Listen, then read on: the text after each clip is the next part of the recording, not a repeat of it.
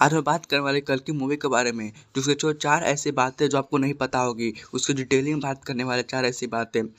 जो आपको देखा होगा फिल्म में ट्रेलर देख के बाद आपको समझ में नहीं आया वो चार बातें कौन कौन सी है और ये फिल्म का कहानी क्या बताता है इसका एक्सप्लेनेशन क्या हो सकता है फिल्म का ये हम बताने वाले इसका सार क्या हो सकता है फिल्म का कल की मूवी की बात करेंगे। आपका स्वागत है रिव्यू नेम चैनल के अंदर शुरू करते हैं और बात करते हैं कल की मूवी का एक्सप्लेनेशन या उसका सार बताते हैं आपको उसका क्या क्या कहना चाह रही है ट्रेलर के बाद फिल्म को जो बहुत लोग बता रहे हैं मेरा भी कुछ अलग ही सस्पेंशन है इसे बात करेंगे और आपका कुछ अलग हो तो आप कमेंट से जरूर बताइएगा कौन कौन बात सही है अपना अपना सार बता दीजिएगा फिल्म का क्या क्या हो सकता है इस बार।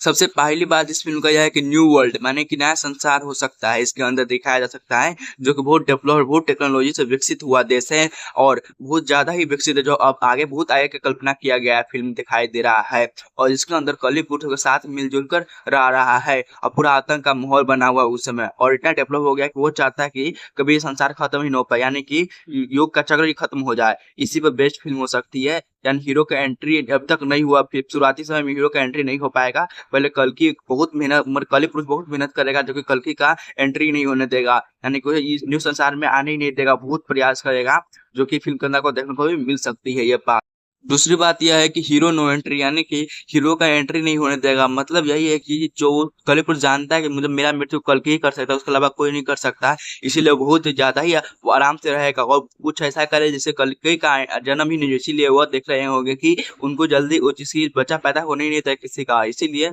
मेन दिक्कत ये भी हो सकती है क्योंकि किसी का बच्चा पैदा होगा नहीं जिससे कल्कि पुरुष का जन्म ही नहीं हो पाएगा। इसी फिल्म का दिखाया गया है और फिल्म देखने को भी मिल सकता है। मेन रीजन ये भी हो सकता है और इसका मेन रीजन ये भी हो सकता है कि वो पता है कल के पुरुष आएगा तो मेरा मृत्यु होगा इसीलिए वो किसी को आने नहीं दे रहा। तीसरा में आता है कि पहले मर जाएगा हीरो यानी कि अगर आप देखोगे फिल्म शुरुआती समय में तो पहले अश्वत्थामा का रोल दिखाई देता है तब कल्कि बाद में आता है एंट्री लेते हैं यानी कि सबसे पहले जो हीरो का एंट्री जो होगा हीरो का मतलब कल्कि के पहले कोई और आदमी लड़ेगा जो कलीपुर से हार जाएगा और उन्हें लगता है वही कल्कि होगा इसीलिए पहले दिखाया जाएगा यह सीन दिखाया जाएगा कि पहले कल्कि मर जाता है कल्कि हार जाता है कल्कि जीत नहीं पाता है और मतलब विलन के साथ और बाद में हीरो का एंट्री होगा जिसमें वो पूरा बदल कर रख देगा पूरा खेल बदल कर रख देगा फिर कलयुग का जो चक्र वो चलता रहेगा यानी कि चारों युग फिर देखने को मिल सकता है। ये प्रूफ बहुत अच्छा फिल्म लगता है विजन है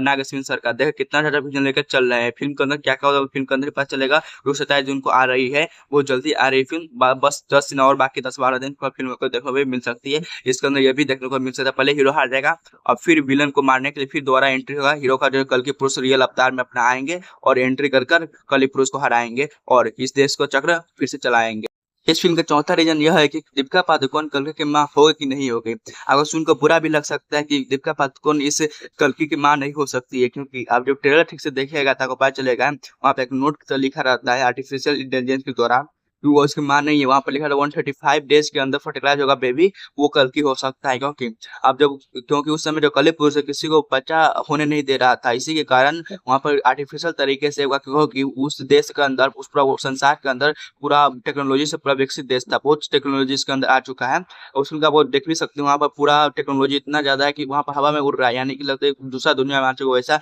बना दिया रहता है उसमें कली साथ भी रहता है इसीलिए आर्टिफिशियल के द्वारा ही बच्चा निकलता है जो कल की पुरुष कहलाता है और वही जाके अंत करेगा कली पुरुष का। पांचवें पर आता है गंगा नदी। जब आप उसको ट्रेलर देखिएगा तो उसको पता चलेगा कि वहाँ पर काशी का जिक्र हो रहा था यानी कि काशी बहुत पौराणिक ऐतिहासिक चीज है हमारे हिंदू ग्रंथ के हिसाब से उसमें बताया बहुत पौराणिक है लेकिन उसके आसपास पूरा रेगिस्तान दिख रहा होगा वहाँ पर नदी कहाँ गई वो पता होगा गंगा नदी काशी के बगल में ही बहती रहती है इसीलिए इस फिल्म के अंदर उसका भी बहुत बड़ा इंपोर्टेंस देखने को मिल सकता है। जब कल कली पुरुष आएगा पूरा गंगा नदी सूख जाएगी आपको अभी पता चला गंगा नदी कितना